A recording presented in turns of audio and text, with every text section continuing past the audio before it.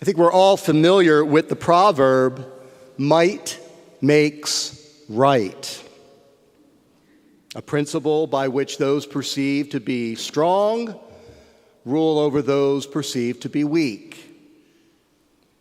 While there have been times when powerful figures have been influenced by people who adhered to a different philosophy, such as Pope St. Leo the Great persuading Attila the Hun to spare the city of Rome that he and his hordes were about to sack, these tend to be the exception rather than the rule.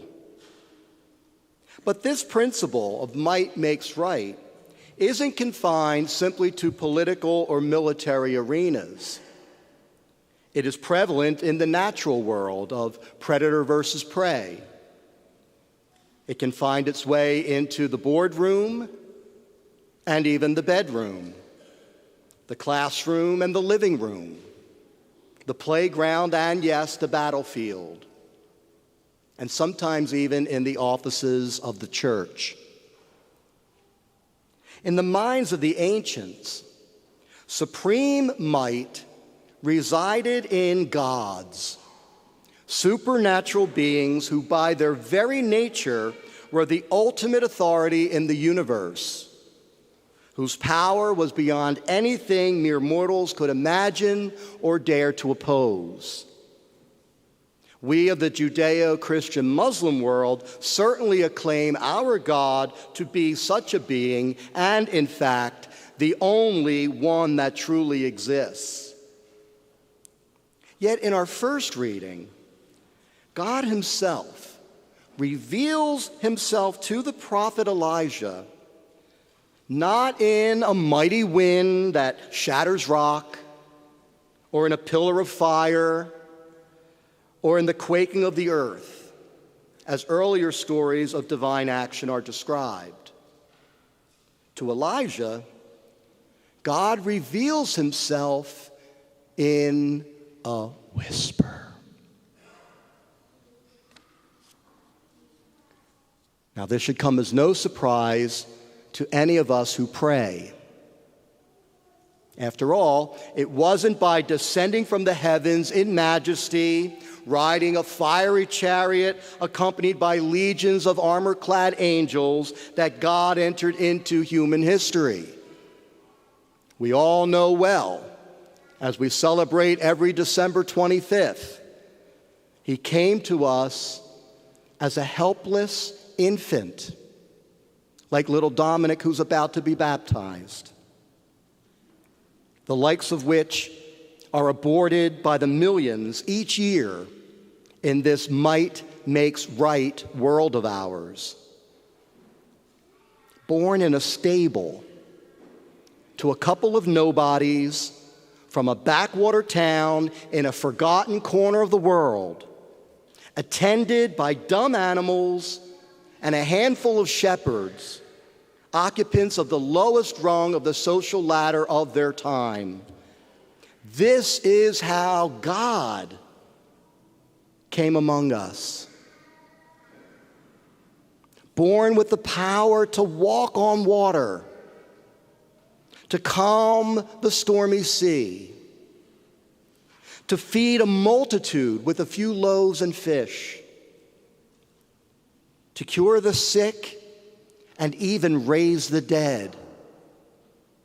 Yet he came to the capital city of his people riding on a donkey, a humble beast of burden. What does this say of our God? What does it tell us of who he really is?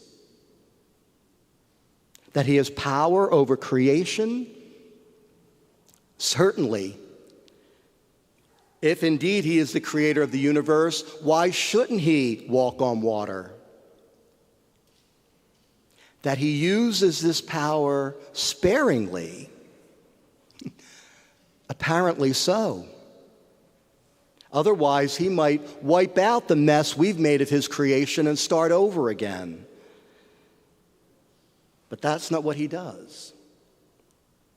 His coming to us at Bethlehem like his coming to Elijah, reveals that he came not to inherit the earth, but to inherit the human heart.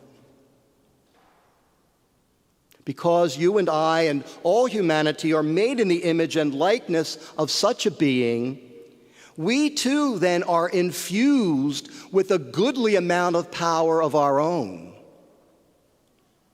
Power we can use for the good or for the bad. We can choose, for example, to reach out to those around us who are sinking themselves in poverty, in despair, injustice, loneliness, confusion, guilt, and fear. Just as Jesus reached out to poor Peter, sinking into his own. Or we can choose to oppress, to ignore, to shun, to judge and condemn. God uses his power to create, as we see in the gospel today, to rescue, to build up, to encourage. What about us, who claim to be his children, who claim to believe and follow him, who turn to him often for these very same things for ourselves and those we care about? Are we truly his children? Or are we more like the unbelievers than we care to admit, who choose to use our power, whether brute force or mere subtle manipulation, to get what we want? Will we take the hand he stretches out to help us walk over the waters of hatred and selfishness, of bigotry and intolerance, of death and destruction, not just of the human body, but the human spirit itself? Will we take the hand he stretches out to us? In our psalm today, we implored God, as we often do, to show us his kindness. Perhaps today, God is asking us to show our own. The kind of might that makes right in the truest sense of the word. May it be the kind of might we choose to employ, that there may be true peace on earth, not just for one silent night of the year, but for every night and every day of every year. God bless you.